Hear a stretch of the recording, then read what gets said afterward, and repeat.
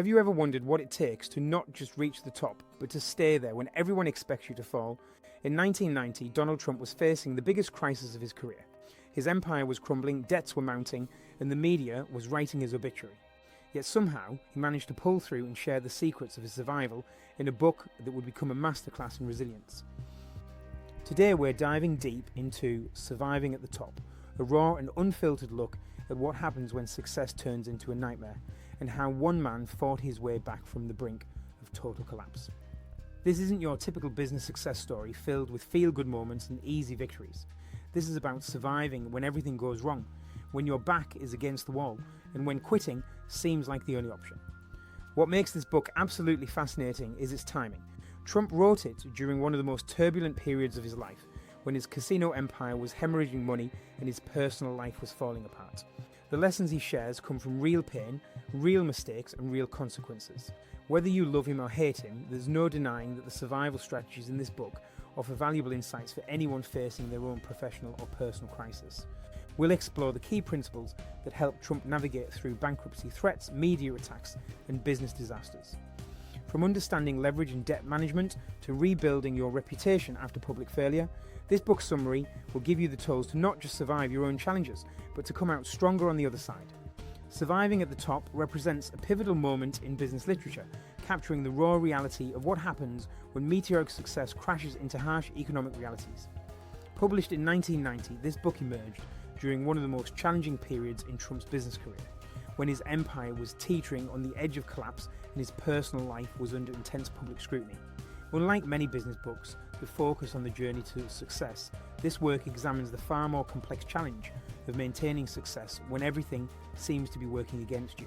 Trump wrote this book while navigating through severe financial difficulties, including massive debt, obligations, and failing casino ventures. The timing gives the book an authenticity that's often missing from business memoirs written during peak success periods. The book serves as both a cautionary tale and a survival manual, offering insight into the psychological and strategic elements required to weather severe professional storms.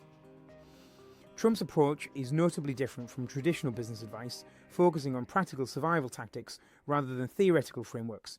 He addresses the mental toll of public failure, the importance of maintaining confidence during crisis, and the specific strategies he employed to negotiate with creditors and rebuild his reputation. What sets this book apart is its unflinching examination of failure and recovery. Trump doesn't romanticize his struggles or present them as planned learning experiences. Instead, he provides a detailed account of how he managed to survive when bankruptcy seemed inevitable and his brand was under attack. The book offers valuable lessons for entrepreneurs, executives, and anyone facing significant professional or personal challenges. The writing style is direct and conversational, reflecting Trump's personality while delivering substantive business insights. This combination of personal vulnerability and strategic thinking makes the book both engaging and practically useful for readers facing their own survival challenges. Surviving at the Top chronicles Trump's navigation through the most treacherous period of his business career, providing a detailed roadmap for survival when success transforms into crisis. The book begins with an honest assessment of how Trump's rapid expansion in the 1980s created vulnerabilities that nearly destroyed his empire when economic conditions shifted.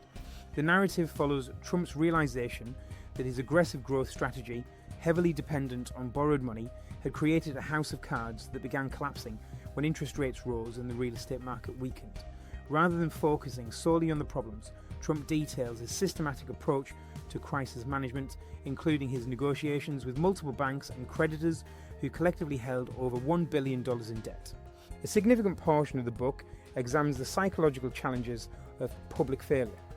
Trump describes how media coverage amplified his problems, creating a feedback loop that made recovery more difficult.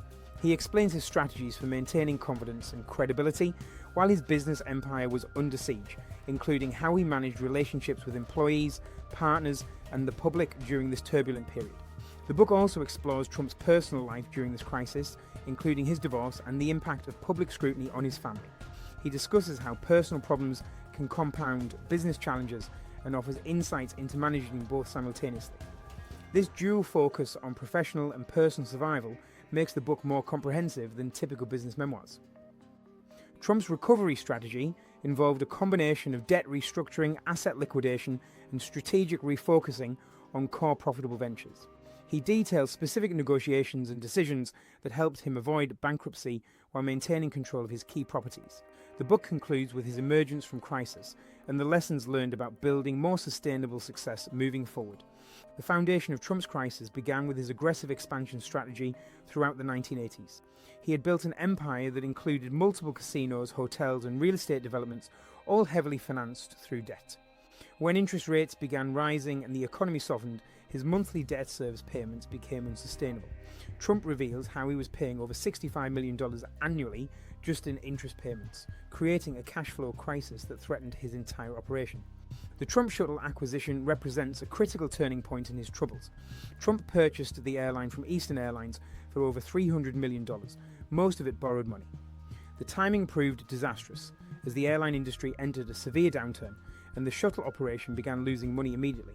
Trump describes how this single acquisition accelerated his financial problems and forced him to make difficult decisions about his entire portfolio. The Atlantic City casino crisis became the most visible symbol of Trump's troubles.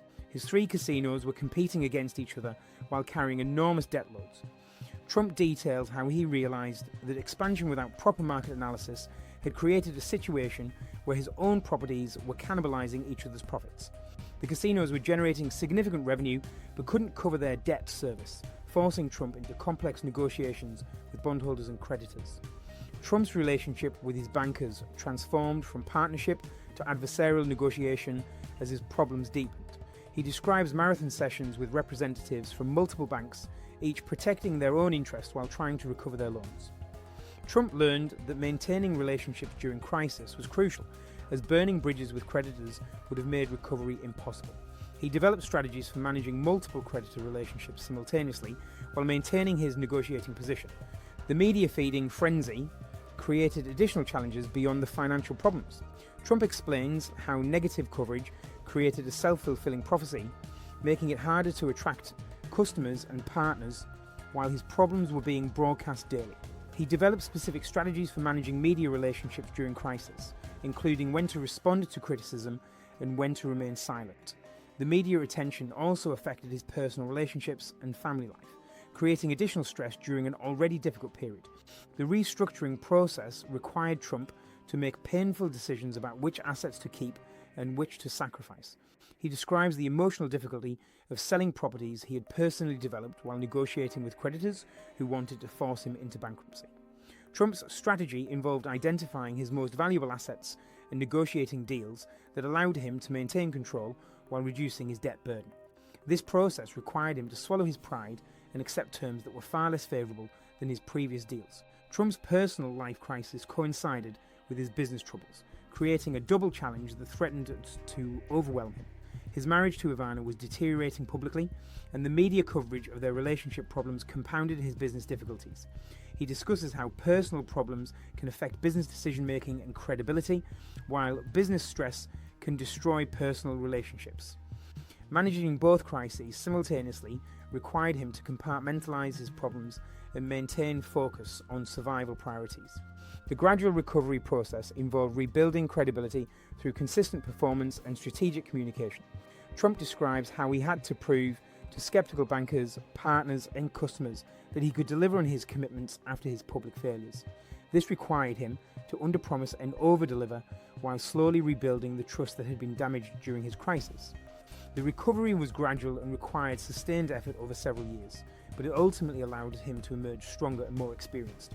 The first crucial lesson from Trump's survival story is the importance of maintaining relationships during crisis. When his empire was collapsing, Trump discovered that the relationships he had built with bankers, partners, and employees became his most valuable assets. He learned that even when you can't pay your debts immediately, maintaining honest communication with creditors can keep options open for restructuring. Trump emphasizes that burning bridges during difficult times eliminates future opportunities for recovery and cooperation. Understanding leverage works both ways is another critical insight. Trump had used leverage to build his empire quickly, but when markets turned, that same leverage nearly destroyed him. He learned that debt can be a powerful tool for growth, but it requires careful management and contingency planning. The book reveals how Trump had to completely restructure his approach to financing, focusing on sustainable debt levels rather than maximum leverage for rapid expansion. Crisis management requires swift decision-making, even with incomplete information. Trump describes how paralysis during crisis can be more dangerous than making imperfect decisions quickly. He learned to gather available information rapidly, make decisions based on what he knew, and adjust course as new information became available. This approach allowed him to respond to changing circumstances, while his competitors were still analysing their options. The psychological aspect of survival cannot be underestimated. Trump reveals how maintaining confidence and optimism during crisis is both crucial and extremely difficult.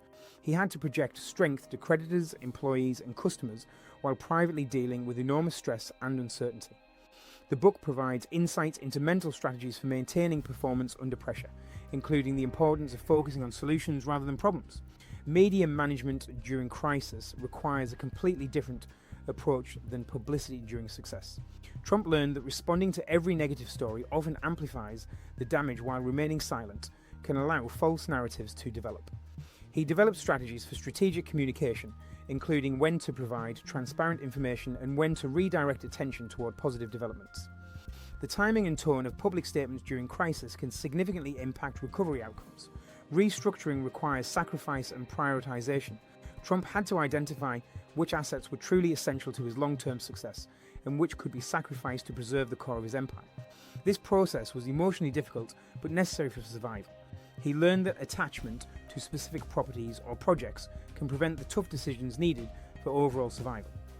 Building sustainable success requires different strategies than achieving rapid growth.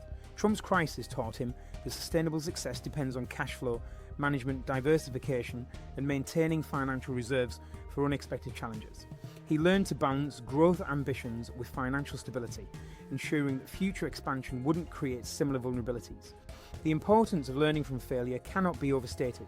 Trump's survival wasn't just about getting through the crisis, but about emerging with better judgment and strategies. He studied his mistakes thoroughly, understanding how his decisions had created vulnerabilities and how to avoid similar problems in the future. This learning process was crucial for his eventual recovery and continued success. Negotiation skills become critical during crisis, but require different approaches than normal business negotiations. Trump learned that crisis negotiations involve multiple parties with conflicting interests, requiring creative solutions that provide value to all stakeholders. He developed strategies for managing complex multi-party negotiations while maintaining his own essential interests. Finally, patience and persistence are essential for recovery. Trump's crisis wasn't resolved quickly, and his recovery took years of consistent effort. He learned that expecting immediate results during crisis can lead to poor decisions, and that sustainable recovery requires steady progress over time. The book emphasizes that survival often means playing a long-term game even when short-term pressures are intense. Surviving at the top stands as a unique contribution to business literature because it captures the raw reality of what happens when success turns into crisis. Trump's willingness to share his failures and survival strategies provides valuable insights for anyone facing significant professional or personal challenges. The book's timing, written during his actual crisis rather than after full recovery, gives it an authenticity that's often missing from business memoirs. The lessons from Trump's survival story extend far beyond real estate and casino businesses. His insights about crisis management, relationship building, and psychological resilience apply to any situation where someone must navigate through failure toward recovery.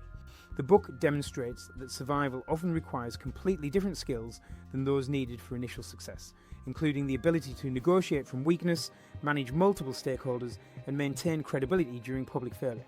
Perhaps most importantly, the book illustrates that survival is possible even when circumstances seem impossible. Trump's situation in 1990 appeared hopeless to many observers, yet he managed to avoid bankruptcy and eventually rebuild his empire. His strategies for managing debt, restructuring operations, and rebuilding credibility provide a practical framework for anyone facing similar challenges. The book's enduring value lies in its focus on practical survival strategies rather than theoretical business concepts. Trump's approach is necessarily pragmatic, focusing on what works in real crisis situations rather than ideal scenarios.